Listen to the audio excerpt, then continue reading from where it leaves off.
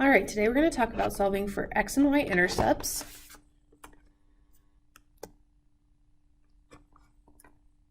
All right, so what is an x-intercept? X-intercept is the value of the graph, or at which the graph crosses the x-axis.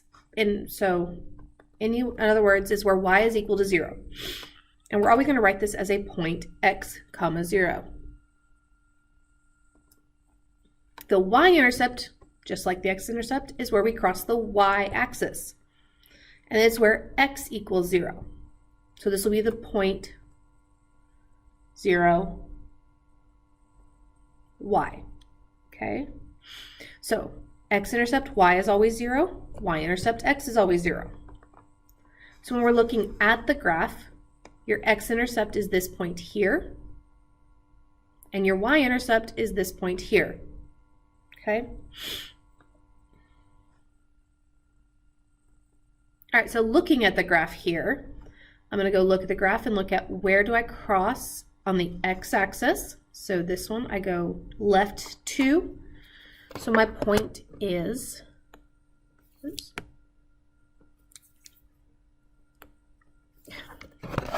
We're having issues with that today. Okay. My point is 0, or sorry, not 0, -2, comma 0. Because we're doing the x-intercept, we always know y will be 0. Now looking at the y-intercept, okay, that's where it's crossing this axis here. So I'm going to go from the center down 1, 2, 3, 4, 5, 6. So my point is 0, -6. Okay, looking at another one. Look at the x-intercept, so x-axis.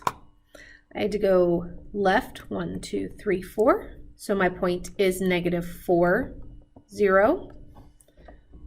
And the y-intercept, well, from here in the center, I go up 2, is the point 0, 2.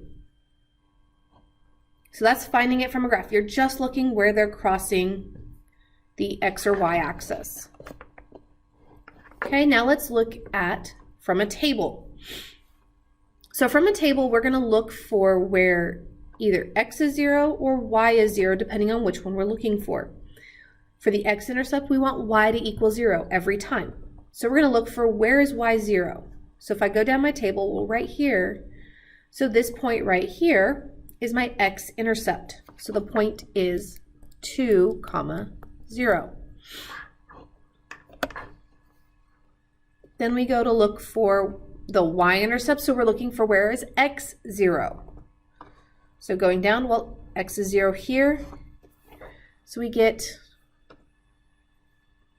0, -4. Okay, looking at another one, start with the x-intercept, so we're going to look down the y column, where is, so right there, so my point is 6, comma 0. Then we go and look, where's x 0 for the y-intercept? Right here. So it is the point 0, comma 10. Okay, that's from a table. All you're going to pick out is where x or y is 0. Now, if we're looking at an equation, this takes a little bit, but because we know that for each intercept, the other variable is 0, we can just plug in 0 for the opposite of 1 we're trying to find. So let's start with the x-intercept. First thing I'm going to do is plug in 0 for y. So I get 3x. Since I'm looking for the x-intercept, I need x there. Plus 6. Since we're looking for the x-intercept, we know y has to be 0, equal to 12. Now anything times 0 is just 0, so this right here goes away. And I'm left with 3x equals 12. From there, I can divide both sides by 3, and I get x is equal to 4. So now my ordered pair is, well, I got 4 for x, and we plugged in 0 for y. So my x-intercept is 4, 0. Okay, we've looked at the x-intercept. Now let's look at the y-intercept. Same type of process, but instead of plugging in 0 for y, we're going to plug in 0 for x. Because we know x is 0 on the y-axis. And again, 0 times anything is just 0, so that goes away, leaving us with 6y equal to 12. Divide both sides by 6, and I get y is equal to 2. So my y-intercept is the point where I plugged in 0 for x, comma, and I got 2 out. Okay, we'll look at one more of these equations. So I've got find the x and y-intercepts. So I've got 4x minus 3y equals 24. So starting with the x-intercept, I'm going to plug in 0 for y.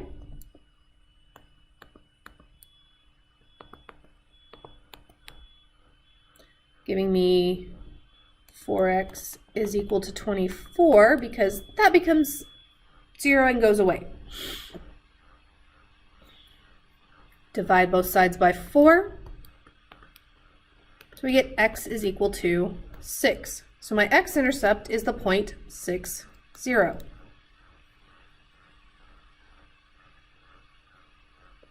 Okay, looking at the y-intercept, this time we're plugging in 0 for x. Okay, so 4 times 0 goes away. It's nothing. Oops. So I get negative 3y equals 24. So I'm going to divide both sides by a negative 3. And I get y is equal to negative 4.